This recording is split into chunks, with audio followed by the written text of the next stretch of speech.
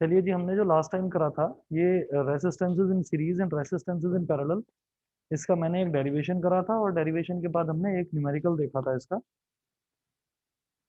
फिर आगे कंटिन्यू करेंगे।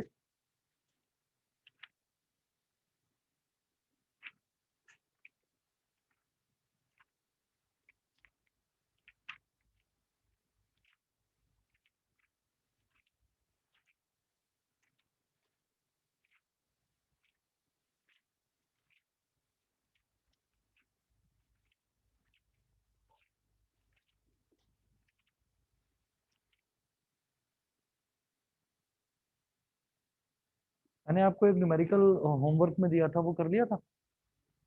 एक न्यूमेरिकल दिया था जिसमें एक ट्रायंगल में तीन बराबर रेसिस्टेंस लगे थे 30-30 ओम के। आंसर बताया था 0.1 एम्पियर। नहीं कराऊं?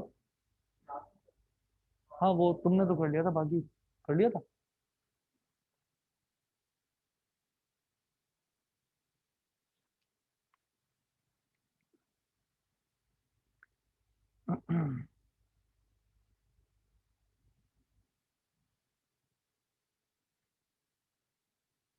चलिए जी, अब एक काम करते हैं।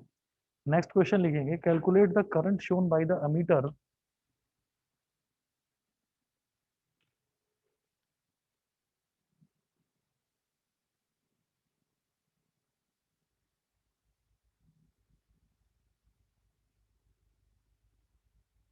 कैलकुलेट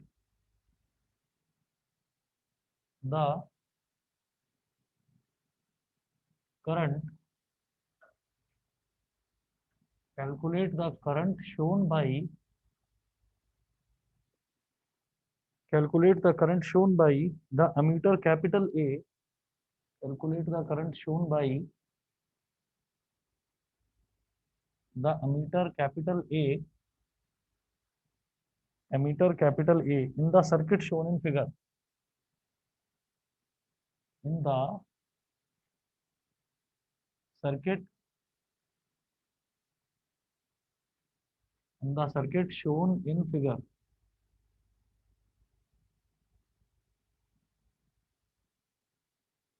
अब फिगर देखिए, फिगर क्या दे रखी है यहाँ पर।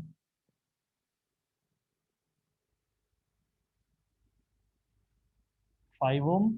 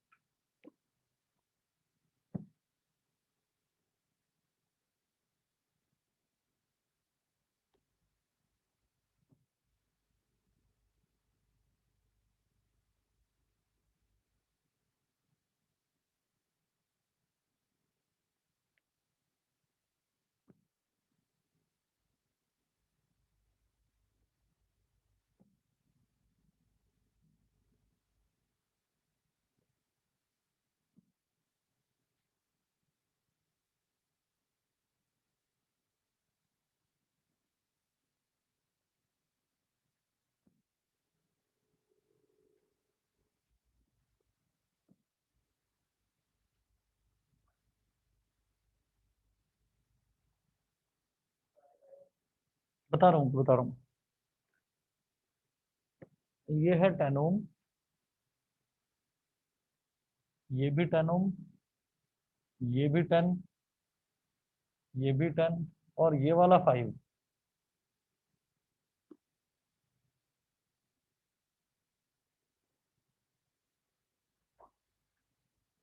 इस तरह से है। ठीक है। अब यहाँ पर मुझे ये देखना है कि कौन कौन से ये जो रेसिस्टेंसेस हैं, कौन कौन से रेसिस्टेंसेस तो सीरीज में हैं और कौन कौन से पैरेलल में हैं। ये हमको खुद पता लगाना है। अब देखिएगा, हम सीरीज के लिए किस तरह से बोलते हैं, जब कोई भी रेसिस्टेंस एक के पीछे एक कनेक्टेड होता है तो हम बोल देते हैं कि वो सीरीज में है। और कोई भी रेसिस्टेंस का अगर इनिशियल पॉइंट और फाइनल पॉइंट सेम होता है तो हम उसको बोल देते हैं कि फिर वो पैरेलल में है। अब इसी तरीके से आप ये देखिएगा कि जैसे ये वाला 5 ओम है, तो हम अगर ये माने कि ये इनिशियल पॉइंट है, और इनिशियल पॉइंट में भी हम ये देखते हैं, जैसे ये वाला पॉइंट हो गया और एक ये वाला पॉइंट हो गया, तो मैं ये कह सकता हूँ कि ये 5 ओम है ऐसे, इस तरह से, और ऐसे ही ये वाला 5 ओम है, तो ये वाला 5 ओम और ये वाला 5 ओम ये तो पैरेलल में है, साफ समझ में आता है। अब अगर मैं बात करूं इस 10 ओम की और इस 10 ओम की, तो ये सीरीज में है या पैरेलल में है, बताएंगे? ये पैरेलल में होंगे। मैं क्या करूंगा, मैं इस वाले पॉइंट को, सुनिए, मैं इस वाले पॉइंट को मानता हूँ इनिशियल और फाइनल, ये हो गया। तो अगर देखें कि इस पॉइंट से ये 10 ओम का रेसिस्टेंस निकला और फाइनली यहाँ पर गया, और इसी पॉइंट से ये वाला 10 ओम का रेसिस्टेंस निकला और फाइनली यहाँ पर गया, तो ये 10 और ये 10 दोनों के दोनों सीरीज में। पर बताता हूँ अभी, ये दोनों तो आपस में पैरेलल में है। फिर अगर मैं इस वाले 10 और इस वाले 10 की बात करूं, तो ये और 10, ये वाला 10 और ये वाला 10 ये दोनों भी पैरेलल में है। लेकिन इसका कॉम्बिनेशन और इसका कॉम्बिनेशन ये दोनों आपस में सीरीज में है। समझ रहे हैं? तो इस सर्किट को मैं रीड्रॉ करूंगा ताकि ये थोड़ा सा और इन्फॉर्मेटिव लगे, ताकि थोड़ा सा समझ में आने लगे। आंसर बताता हूँ। फाइनल पूछ रहे हैं ना? तुम्हारा कितना आया है? 5 एमपी। ठीक है। देखिए, हम इसको क्या करेंगे,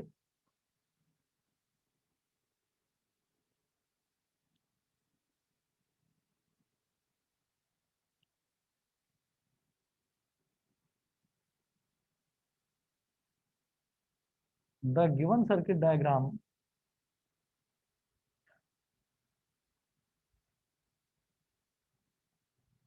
the given circuit diagram can B,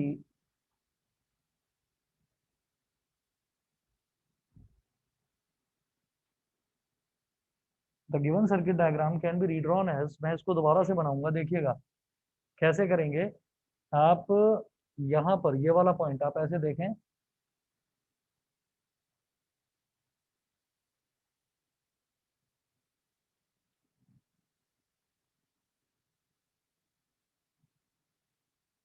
पहले तो यहाँ से मैंने निकाला ये वाला रेसिस्टेंस, ये हो गया 5 ओम।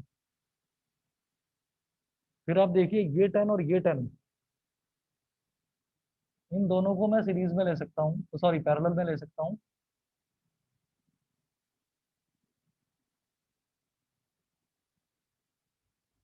ये 10 ओम हो गया, ये 10 ओम हो गया।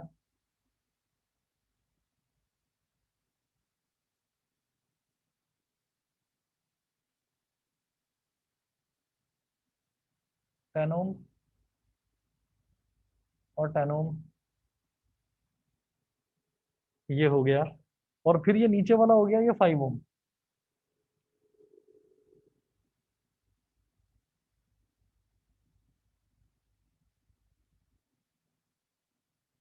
इस कौन सा?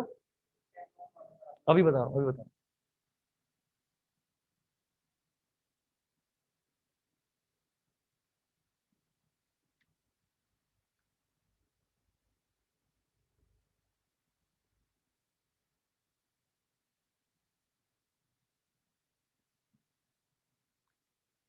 देखिएगा ऐसा है इसमें कि जो हमें ये दो रेसिस्टेंसेस दे रखे हैं ना, ये वाले, जैसे मैं इस 10 ओम की और इस 10 ओम की बात करता हूँ, तो यहाँ पर हम ऐसे कह सकते हैं कि ये वाला 10 और ये वाला 10, इस 10 ओम का इनिशियल पॉइंट ये और फाइनल पॉइंट ये, और ऐसे ही इस 10 ओम का इनिशियल पॉइंट ये और फाइनल पॉइंट ये।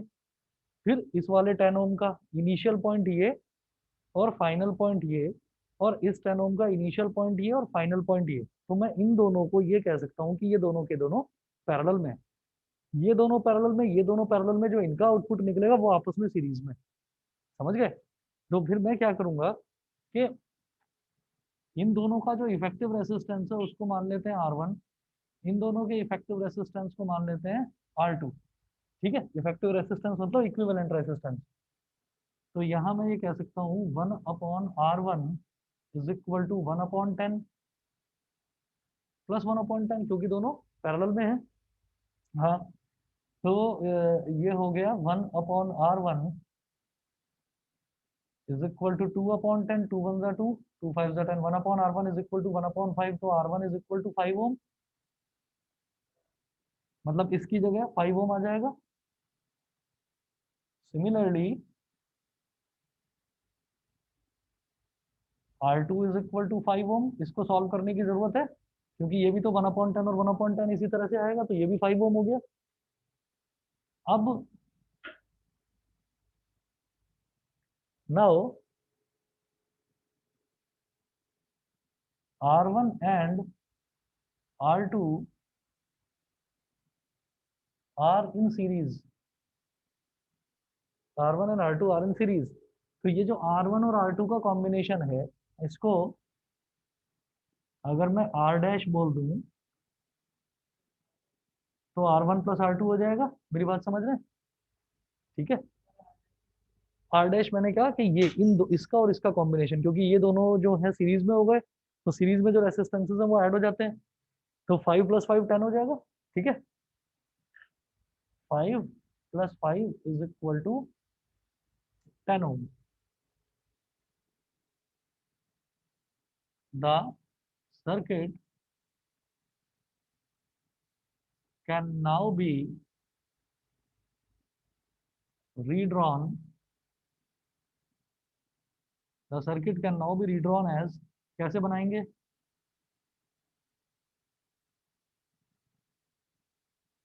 ये हो गया 5 ओम। ये बीच वाला जो पोर्शन है ये आ जाएगा 10 ओम।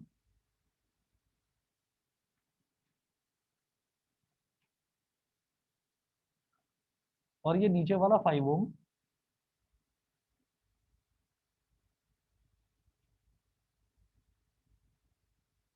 इधर ये एमीटर।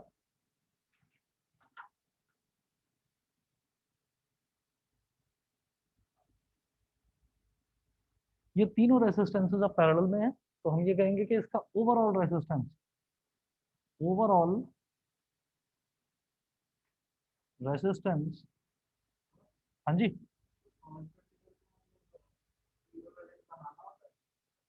हाँ, आप बनाएंगे तो ज्यादा बेटर रहेगा। सर हाँ जी, बताइए। सर कितना आंसर आ रहा है? एक मिनट। क्या बताओ क्या? सर करंट कितना आ रहा है? करंट 5 एम्पियर आ रहा है बेटा। Okay sir. कितना आया तुम्हारा? सर सेम ही है, मेरा भी निकल चुका सर। चलिए ठीक है। हाँ बताओ क्या कर रहे? अब ये ना डिपेंड करता है, देखो अब जैसे नवंबर में एग्जाम होने वाले हैं, तो मुझे ये लगता है कि शायद हमें इतना स्टेप बाय स्टेप करना भी ना पड़े।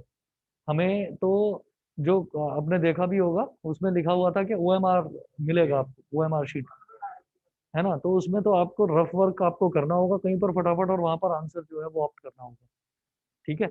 अब सवाल ये उठता है कि इसमें हमको डेरिवेशंस करने हैं या नहीं करने। तो डेरिवेशंस करने होंगे। डेरिवेशंस में क्या है कि कई जगह ना, मतलब अलग अलग स्टेप्स पर, जैसे हमने स्पेसिफिकली जो J is equal to sigma E, जो हमने दूसरा फॉर्म देखा था ओम्स लॉ का, तो उसमें दो चार बीच के स्टेप्स हैं, उसमें से भी वो कुछ पूछ सकते हैं। बाकी आने वाला है, बहुत जल्दी आने वाला है इस पर भी कि किस तरीके का पेपर का पैटर्न है, तो वो भी आने वाला है, तब करेंगे डिस्कस। पर कुल कुल मिलाकर अभी के लिए तो इतना मानकर चलिए कि सारे स्टेप्स करके दिखाने होंगे। और ये 5 नंबर का क्वेश्चन आया करता है इसमें, करंट इलेक्ट्रिसिटी में, तो ये इक्विवेलेंट सर्किट डायग्राम भी बनाकर दिखाना होगा। लेकिन MCQ में क्या पैटर्न होगा वो, उसके लिए थोड़ा सा वेट कर लेते हैं, हफ्ता 10 दिन। ठीक है। खैर, overall resistance of the circuit, क्योंकि अब ये तीनों रेसिस्टेंसेस जो हैं ये पैरेलल में हो गए, तो उसको R बोल दिया। इसके पूरा जो रेसिस्टेंस है उसको मैंने R बोल दिया। तो 1/R is equal to 1/5 plus 1/10 plus 1/5। तो 1/R, पहले क्या करें, 1/5 और 1/5 को ऐड कर लो तो हो गया 2/5 प्लस 1/10। फिर 5 और 10 का एलसीएम ले लो, तो ये हो गया 10। 5 2 जा 10, 2 2 जा 4, 10 1 जा 10, 1 1 जा 1।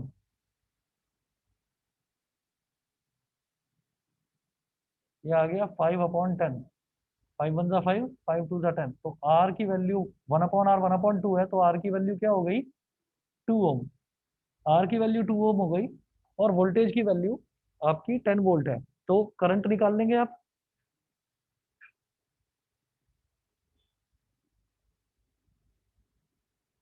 और आप ये देखेंगे कि बीच में कहीं पर भी ये अमीटर नहीं लगा हुआ, ये अमीटर पूरे सर्किट के एंड पॉइंट पर लगा हुआ है, यानी कि पूरे सर्किट में फ्लो होने वाला जो करंट है वो इस अमीटर में शो करेगा।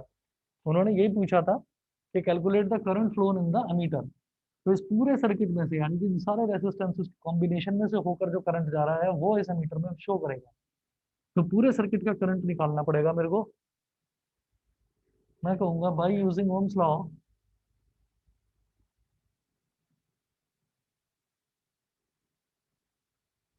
Bye using ohm's law I is equal to V upon R, और V कितना है 10 वोल्ट, और R कितना है 2 ओम। तो 2 5 10, ये हो गया 5 एम्पियर। बताइए क्लियर है? ठीक है। उसके बाद आगे देखते हैं जी, एक और क्वेश्चन है।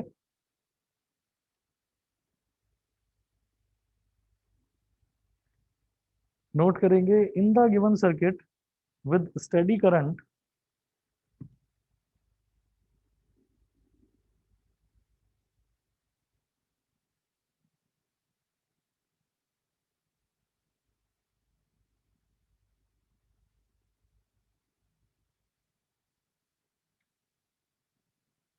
In the given circuit with steady current,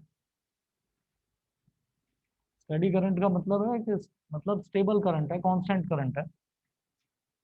in the given circuit with steady current, comma, calculate the potential difference across the capacitor,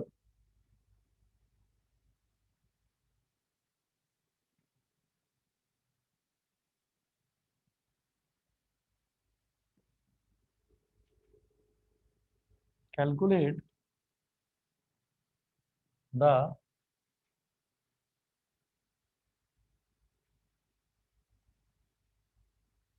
potential difference across the capacitor,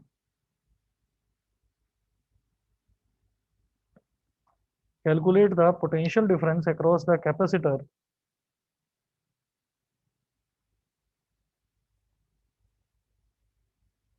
and the charge stored in it,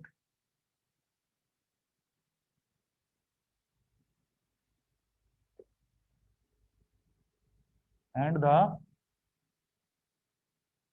charge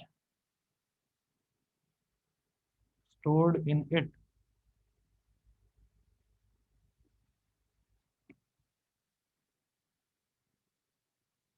and the charge stored in it। अब diagram बनाएंगे।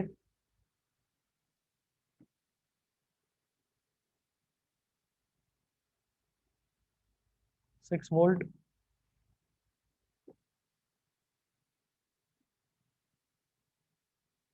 और resistance दे रखा है 1 ओम।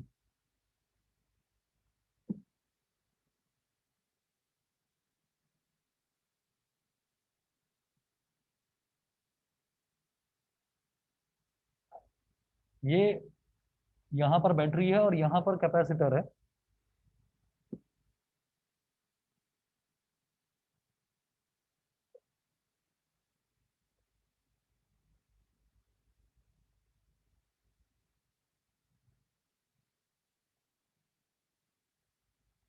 तो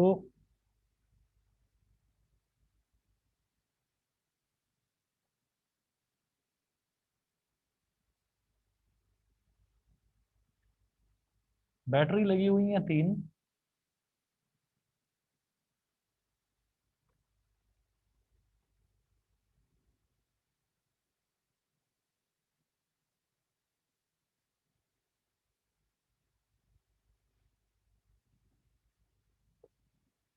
6 volt, 6 volt, 12 volt, 6 volt, 6 volt और 12 volt, और यहाँ पर 1 ओम है। ये कैपेसिटर की वैल्यू दे रखी है 5 माइक्रो फैराड,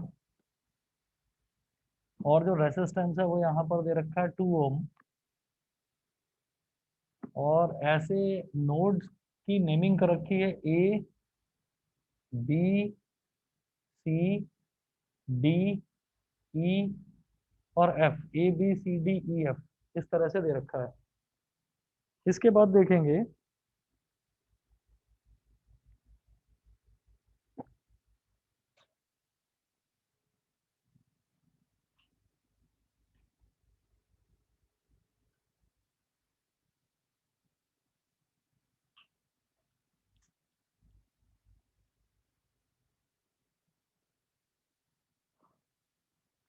यहाँ पर जो ये लिखा हुआ है ना कि स्टेडी स्टेट, बेटा ये बीच वाला मिटा रहा हूँ।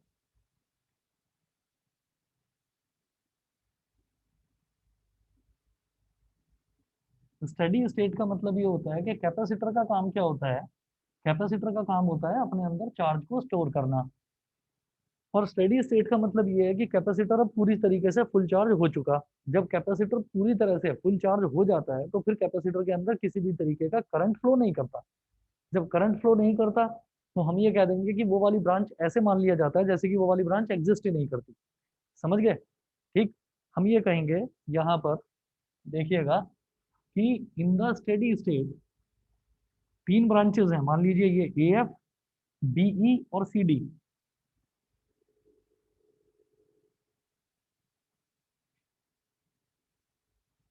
इन the steady state no current flows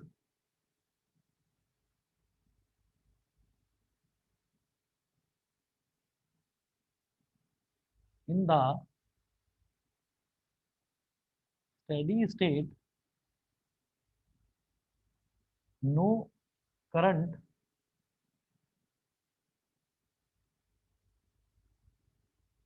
flows through the no current flows through the capacitor, bracket में लिखें, it is fully since it is fully charged since it is fully charged। तो हम ये कहेंगे कि ये जो बीई है, इस बीई ब्रांच को ऐसे मान लीजिए, क्योंकि करंट ही फ्लो नहीं कर रहा। जब भी मैं कहता हूँ कि कहीं पर करंट फ्लो नहीं कर रहा है तो उसका मतलब ये होता है कि उसको आप ओपन सर्किट मान लीजिए। ओपन सर्किट का मतलब ये है कि आप मान लो कि वो तार ही आपने बीच में से काट दिया। ठीक है। अच्छा, जब कभी हम ये बात करते हैं कि वोल्टेज जीरो है, करंट फ्लो नहीं कर रहा है, यानी कि करंट जीरो। करंट जीरो का मतलब ये है कि बीच में कहीं वो उसको पाथ ही नहीं मिल रहा है। तो इसका मतलब इस वाली ब्रांच में कोई करंट फ्लो नहीं करेगा, ये वाली ब्रांच जैसे एग्जिस्ट ही नहीं करती है। ठीक है। याद रखिएगा, इसी चैप्टर में आगे हम पढ़ेंगे Kirchhoff's current law, Kirchhoff's voltage law. तो उसमें हमें ये देखना होगा कि जब वोल्टेज जीरो हो जाएगा तब हम मान लेते हैं कि जैसे कि सर्किट एक शॉर्ट सर्किट की तरह बिहेव कर रहा है। शॉर्ट सर्किट का मतलब ये होता है कि एक वायर को दूसरे एंड से जोड़ देना। शॉर्ट सर्किट का मतलब होता है वायर को जोड़ देना, कनेक्ट कर देना। ओपन सर्किट का मतलब होता है वायर को तोड़ देना। ठीक है, बीच में से आपने वायर को काट दिया मतलब ओपन सर्किट, बीच में से वायर को आपने जोड़ दिया मतलब शॉर्ट सर्किट। ठीक है। शॉर्ट सर्किट का मतलब हमेशा वो नहीं होता कि आग लग गई। मुझे बताते हैं ना, शॉर्ट सर्किट हो गया वहां पर और आग लग गई दुकान में या घर में आग लग गई। तो शॉर्ट सर्किट का मतलब यही है कि जिस वायर को जिससे जुड़ना चाहिए था उससे तो नहीं जुड़ा, जुड़ गया किसी और के साथ में। ठीक है, तो वहां पर फिर स्पार्किंग होती है। मतलब पॉजिटिव को पॉजिटिव के साथ नहीं जुड़ना था। अब सुने, तो since it is fully charge, और ऐसे केस में हम ये कहेंगे कि ये वाली ब्रांच एग्जिस्ट नहीं करती। जब ये वाली ब्रांच एग्जिस्ट नहीं करती तो मैं एक चीज देखूंगा यहाँ पर, क्योंकि यहाँ पर बैटरीज दो लगी हुई हैं, तो नेगेटिव नेगेटिव से कनेक्टेड है। और इधर से देखेंगे, आप मान लीजिए कि बीच की ब्रांच तो एग्जिस्ट ही नहीं करती। और ये जो पॉजिटिव टर्मिनल है 12 वोल्ट का, ये पॉजिटिव से कनेक्टेड है, यानी कि ये बैटरीज जो हैं ये रिपेलिंग मोड में है। रिपेलिंग मोड में है। सुनिए, अगर मान लीजिए ये इस तरह से होता,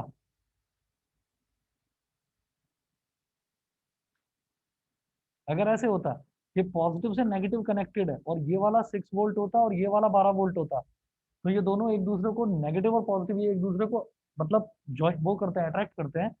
तो ये 12 और 6 टोटल कितना हो जाता है हमारा, 18 वोल्ट। लेकिन ये रिपेलिंग मोड में है। रिपेलिंग मोड का मतलब ये है कि नेट हमारा जो पोटेंशियल डिफरेंस है वो हो जाएगा 12 - 6 यानी कि 6 वोल्ट। ठीक है। तो हम ये कहेंगे हियर, हाँ, पर क्या है कि कैपेसिटर फुली चार्ज है। कैपेसिटर फुली चार्ज है तो इसमें करंट फ्लो नहीं करेगा। करंट फ्लो नहीं करेगा तो वायर ही टूट गया, बैटरी भी क्या करेगी। ठीक है ना। अच्छा, आप अगला सवाल ये आता है कि यार ये नेगेटिव टर्मिनल तो यहाँ कनेक्टेड है ना, ठीक है, लेकिन ये पॉजिटिव तो कहीं कनेक्टेड ही नहीं है। तो जब कनेक्शन एक वायर आप हटा दो तो वो बैटरी आपकी बिल्कुल डिसेबल हो गई। समझ गए? तो since it is fully charge, अब बाकी इसमें आप ये और लिख दीजिए। सो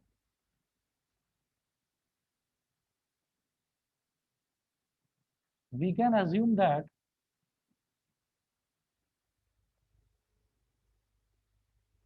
so we can assume that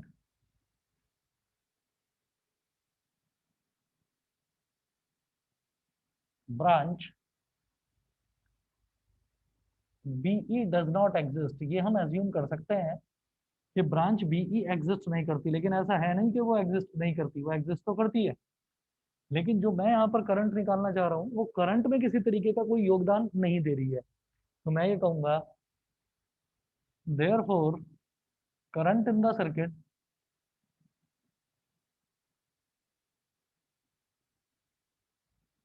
current in the circuit I is equal to net potential difference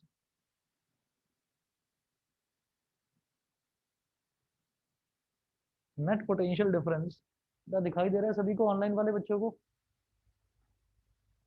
Yes, sir. Okay, net potential difference upon total resistance.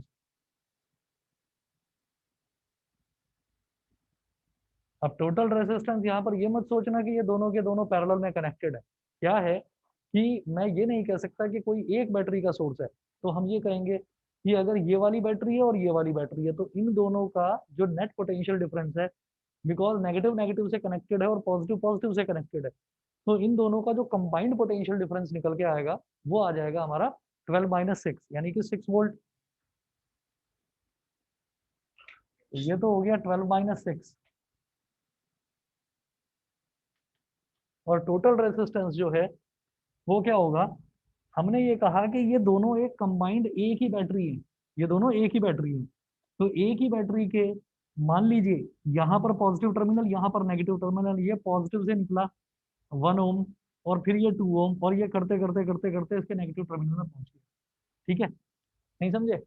हम ये कहेंगे कि जैसे मान लीजिए ये दोनों है, बीच का तो एग्जिस्ट ही नहीं करता, तो ये इस तरह से हो गया कि जैसे कि ये 6 वोल्ट है, 6 वोल्ट कैसे आया, 12 और 6 का सब्ट्रैक्शन कर दिया हमने, तो 6 वोल्ट, और फिर इधर है 1 ओम, और फिर इधर से ये घूमते हुए ये 2 ओम, और फिर ये ऐसे। तो मैं ये कहूंगा कि मेरा 1 ओम और 2 ओम क्या है, सीरीज में है। आप कहेंगे कि नहीं सर पैरेलल में नजर आ रहा है ना? तो पैरेलल में ये कब होता, पैरेलल में ये तब होता जब देखिए ये वाला जो है 1 ओम का इनिशियल पॉइंट इसके पॉजिटिव टर्मिनल से जुड़ा हुआ है और फाइनल पॉइंट इसके नेगेटिव टर्मिनल से जुड़ा होता, मान लो इधर नेगेटिव होता, ठीक है, और 2 ओम का भी इनिशियल पॉइंट जुड़ा होता पॉजिटिव से और फाइनल जुड़ा होता नेगेटिव से। मतलब कैसे, अगर ये कुछ इस तरह से होता कि 6 वोल्ट है और ऐसे होता ये,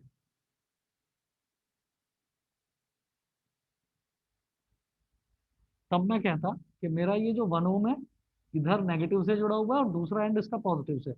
ऐसे ही 2 ओम का एक एंड नेगेटिव से एक एंड पॉजिटिव से, यहाँ तो ये बैक टू बैक कनेक्टेड है। तो हमारा टोटल रेसिस्टेंस कितना हो गया, सीरीज की तरह एक्ट करेगा, यानी कि 2+1।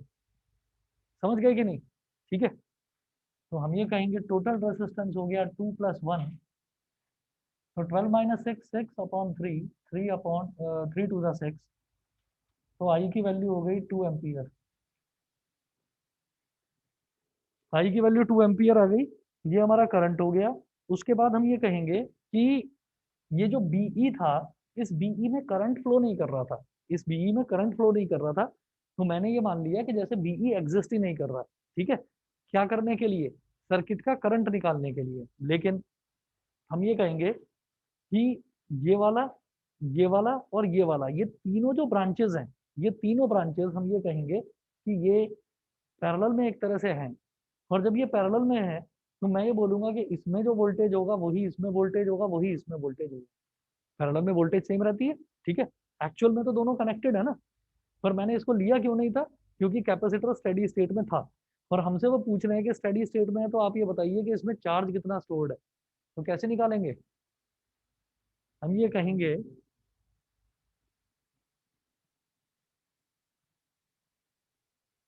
सबसे पहले हम ये कहेंगे V A F is equal to VBE, है ना? चाहे V A F is equal to VBE है ना? तो मैं ये कहूंगा कि ए एफ के अक्रॉस हमारा वोल्टेज कितना होगा, वी ए एफ के अक्रॉस वोल्टेज 6 वोल्ट है।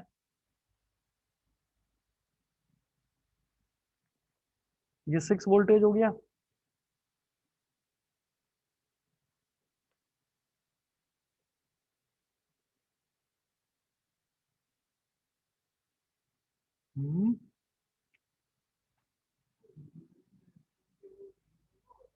एक मिनट रुको बस।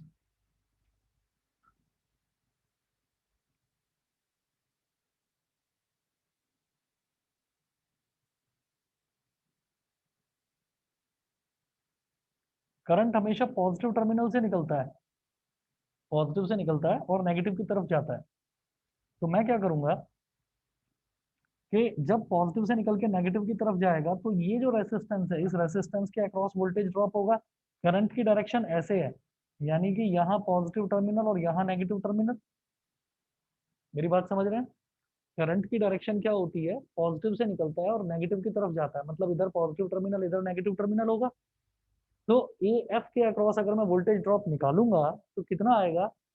यहाँ पर देखिए ये 6 वोल्ट का पॉजिटिव टर्मिनल है और इधर भी पॉजिटिव टर्मिनल है। जब पॉजिटिव पॉजिटिव दोनों एक साथ जुड़े हुए होते हैं तो वहां पर रिपेलिंग इफेक्ट आता है। रिपेलिंग इफेक्ट मतलब सब्ट्रैक्शन होता है। तो हम क्या करेंगे, ये हो जाएगा 6 माइनस 1 इंटू 2। ये बता दो ये समझ में आया कि नहीं? 1 इंटू 2 क्या है? Voltage drop across 1 ohm resistor. किसी को भी नहीं समझ में आया दोबारा पूछना प्लीज। ठीक है, मैं दोबारा बताता हूँ आपको। जब हमने ये कहा कि भाई वी ए एफ में वोल्टेज ड्रॉप कितना होगा, उतना ही वी बी ई में होगा, उतना ही वी सी डी में होगा, तीनों को पैरेलल में एज्यूम करते हुए। पैरेलल में है तीनों, ठीक है, पैरेलल में एज्यूम करते हुए। क्यों? आप ये कहेंगे अभी तो सीरीज में बोला था, तो तब बोला था जब मैं टोटल करंट निकालना चाह रहा था इसमें, क्योंकि स्टेडी स्टेट में कैपेसिटर में कोई करंट फ्लो नहीं करता, तो बीच का जो वायर है वो एक तरह से जैसे कट हो गया हो, तो वो हटा दिया। लेकिन एक्चुअल में तो वो है ना वहां पर, ठीक। तो हम ये कहेंगे कि जब वो एक्चुअल में है तो यहाँ पर जितना वोल्टेज ड्रॉप होगा उतना ही यहाँ होगा, उतना ही यहाँ होगा, बिकॉज तीनों ब्रांचेस हमारी पैरेलल में है, ठीक। अब इसका वोल्टेज ड्रॉप कैसे निकालेंगे? यहाँ पर एक तो ये 6 वोल्ट है, पूरी ब्रांच के वोल्टेज ड्रॉप की बात कर रहे हैं, देखिए, ठीक है। तो इधर तो 6 वोल्ट है और इधर जो है, इधर वोल्टेज, इसमें कितना वोल्टेज ड्रॉप होगा? Resistance into current, I into R, वही तो होता है। तो इसमें जाने वाला करंट कितना है? इसमें जाने वाला करंट 2 एम्पियर है, ठीक। क्योंकि ये हमने अभी अभी कैलकुलेट करा था, और वो जो 2 एम्पियर हमने टोटल करंट कैलकुलेट करा था वो किस बेस पर कैलकुलेट करा था कि ये पूरा सर्किट जो था, जैसे कि एक लूप बन रहा हो तो पूरा सर्किट सीरीज में था। यहाँ भी 2 एम्पियर जाएगा, यहाँ भी 2 एम्पियर जाएगा। तो चाहे आप ये वाली ब्रांच ले लो, अगर मैं इस वाली ब्रांच में वोल्टेज निकालूंगा तो वो भी इसके बराबर आएंगे। देख लीजिएगा करके। यहाँ पर हम क्या कर रहे हैं, 6 - 1 इंटू 2, ठीक है। और यहाँ पर क्या करेंगे, 12 - 2 इंटू 2, ठीक है। तो आप ये देखिएगा कि जैसे 6 - 1 इंटू 2 हो गया, और वी बी ई जब मैं इसकी बात करूंगा तो इसमें जो वोल्टेज ड्रॉप है वो किस तरह से निकाला जाएगा? जैसे यहाँ पर पॉजिटिव टर्मिनल है और यहाँ पर भी करंट पॉजिटिव से निकलेगा, तो ये पॉजिटिव और ये नेगेटिव, ठीक है। ये पॉजिटिव और ये नेगेटिव, क्योंकि करंट ऐसे फ्लो कर रहा है ना, तो इधर पॉजिटिव इधर नेगेटिव, नहीं समझे?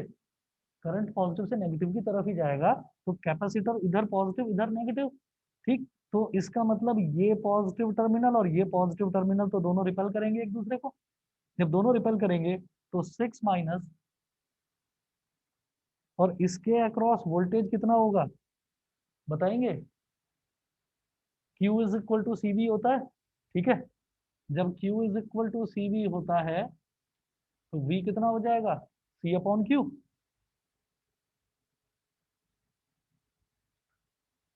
ये इसके अक्रॉस वोल्टेज ड्रॉप हो गया। समझ गए? अरे ज्यादा टफ तो नहीं हो गया क्वेश्चन बेटा? ऑनलाइन वाले बच्चे बताइए, क्लियर है इतना? आर्यन, दृष्टि, एकांश, सचिका, श्रुति, बताइए क्लियर है इतना? आवाज नहीं आ रही क्या मेरी? Yes sir. भाई बाकी बच्चे बताइए, दोबारा बताऊं क्या? सर हाँ जी बोलो। एक बार ये बता दो, वो C/A वाला जो अभी आपने लिखा है ना। अच्छा, ये C/Q वाला, हाँ सी जी हाँ अपॉन जी, ये बता यही दो एक वाला बार ना? फिर से। एक मिनट रुको बस, एक मिनट रुको। सी अपॉन क्यू क्या है, ये है वोल्टेज अक्रॉस कैपेसिटर सी।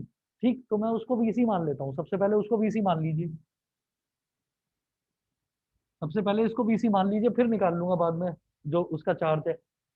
मैंने ये कहा ये 6 - वीसी हो गया, यहाँ पर 6 से 6 कैंसिल आउट हो गया। दोबारा समझिए, जब मैं ये कहता हूँ कि कोई भी पॉजिटिव टर्मिनल है और नेगेटिव टर्मिनल है, कोई भी वोल्टेज है, वोल्टेज यानी कि कोई बैटरी लगी हुई है, तो उसके पॉजिटिव टर्मिनल से करंट निकलेगा। अब वो जाएगा कहाँ, वो नेगेटिव टर्मिनल को ढूंढता हुआ नेगेटिव की तरफ जाएगा। ठीक है, तो जब पॉजिटिव से करंट ऐसे निकल रहा है, तो वो जब इस तरह से जा रहा है, इसका मतलब वो नेगेटिव की तरफ जा रहा है।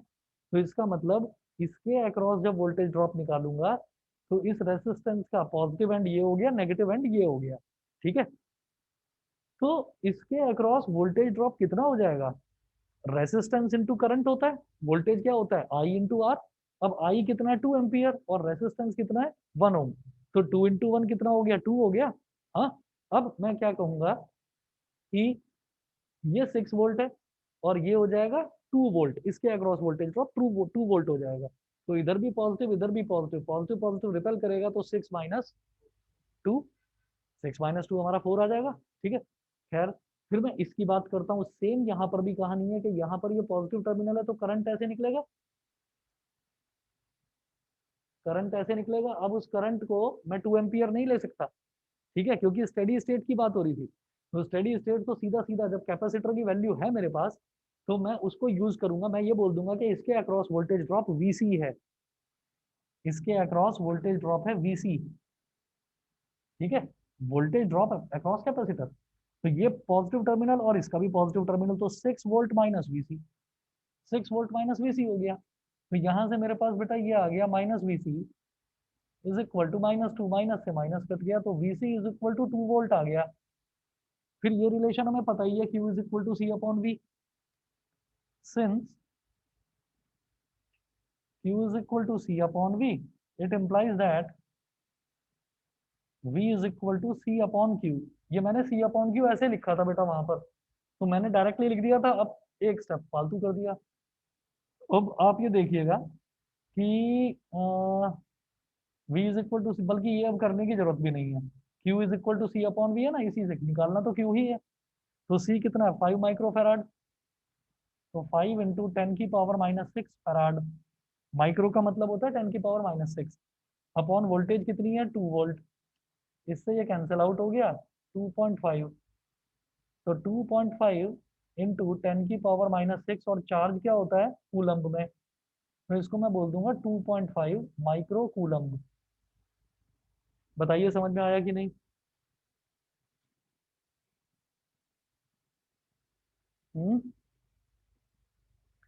क्यू इज इक्वल टू, एक मिनट, सॉरी यार, मैंने ना फॉर्मूला गलत लिख दिया है। Q is equal to C upon V नहीं, Q is equal to C V था। हाँ, ये मैंने गलत लिख दिया, इसको ठीक कर लीजिए। Q is equal to C V था, इसको ठीक कर लीजिए। Q is equal to C into V, capacitor 5, 5 × 10⁻⁶, और वोल्टेज 2, तो 5 × 2, 10 × 10⁻⁶, मतलब 10 माइक्रो कूलम, ये हो गया। हाँ, ये निकाला था ना 2 वोल्ट, तो ये 10 माइक्रो कूलम हो गया। समझ गए, ठीक है बेटा।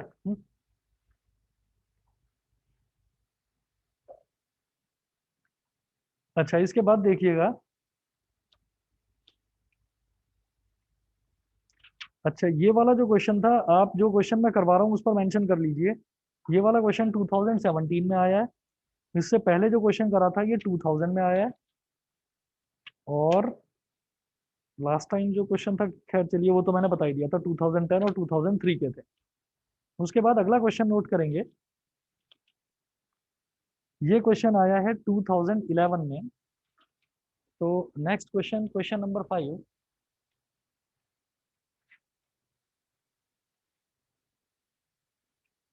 इस पर बेटा इंपॉर्टेंट मार्क कर लेना इस क्वेश्चन में, क्योंकि यहाँ पर सबसे जो इंपॉर्टेंट चीज है, ये स्टेडी करंट है। स्टेडी करंट का मतलब ये है कि जब वो स्टेडी स्टेट में होता है, तब कैपेसिटर में कोई करंट फ्लो नहीं करता। ठीक है, उसके बाद अगला देखेंगे, यहीं पर लिख रहा हूँ क्वेश्चन, ये मिटा रहा हूँ।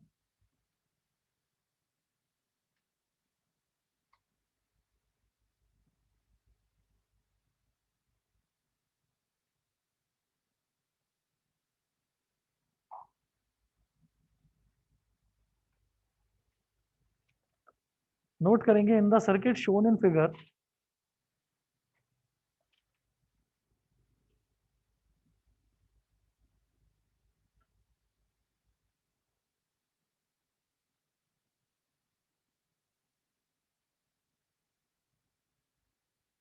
इन the circuit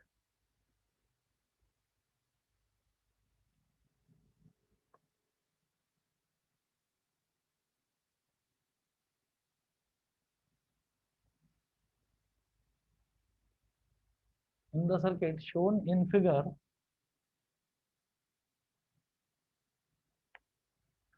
in the circuit shown in figure, R1 is equal to 4 ohm,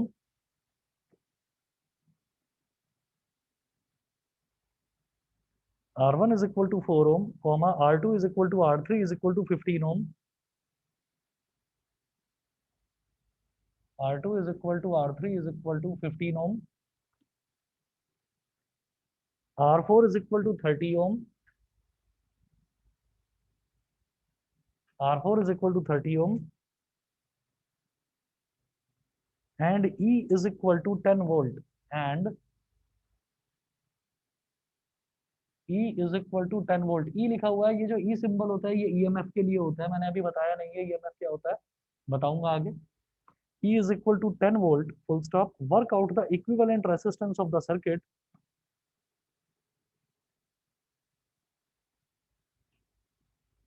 Work out the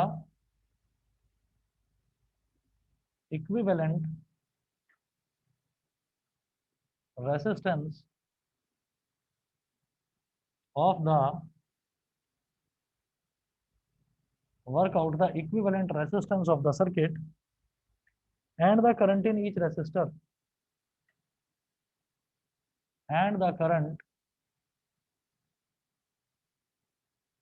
in each resistor.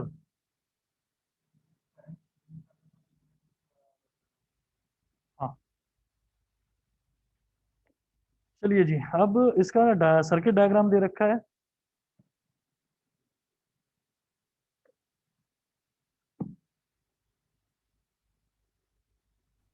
Resistance R1,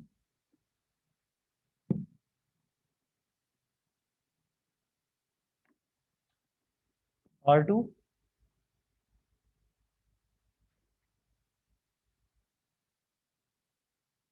R4,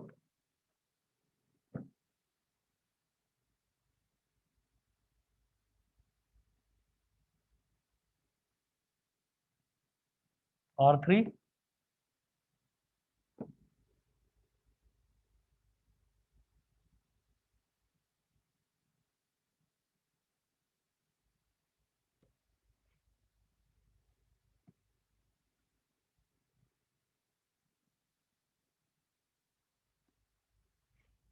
R1, R2, R3, R4, और ये दे रखा है E।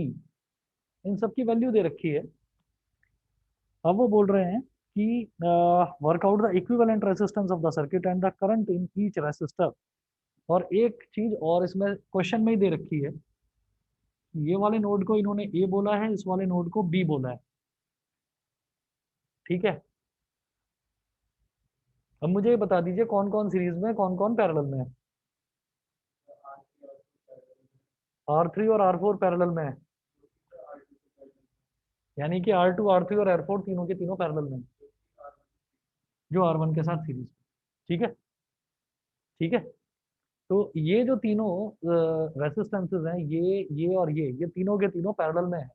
ठीक है, उसके बाद जो ये वाला रेसिस्टेंस है ये उनके कॉम्बिनेशन के साथ में सीरीज में हो जाएगा।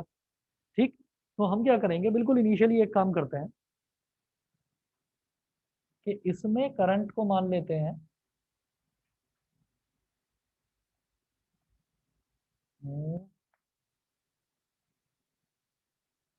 I1, इसमें करंट को मान लेते हैं I1, इसमें मान लेते हैं I2, इसमें I4 और इसमें I3। अब ये कहेंगे clearly R2, R3 and R4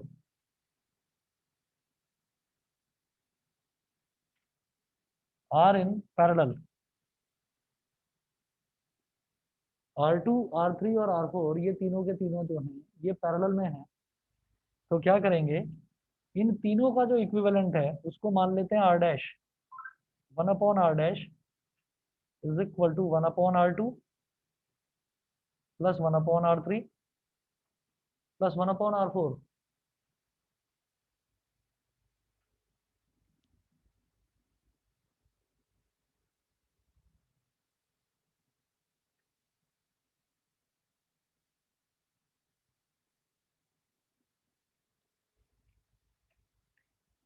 अब R2 और R3 की वैल्यू 15 है और R4 की वैल्यू 30 है।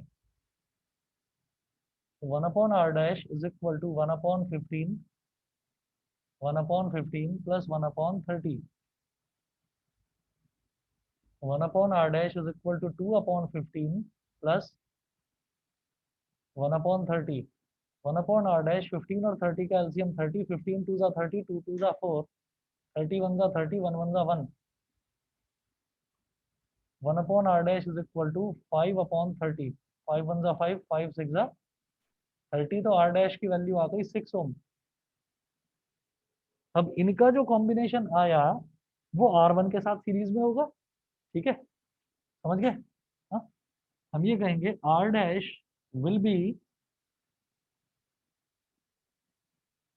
In series. बेटा डायग्राम बनाने की जरूरत तो नहीं है, बता दीजिए, समझ रहे हैं ना आप लोग सब लोग। ये इनका जो कॉम्बिनेशन आएगा वो R1 के साथ सीरीज में होगा। ठीक, तो R dash will be in series with R1। तो total resistance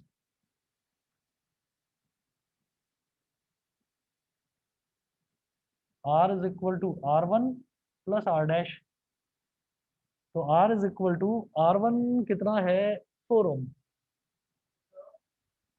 plus R dash है 6, तो कितना हो गया 10 ओम हो गया टोटल। समझ गए?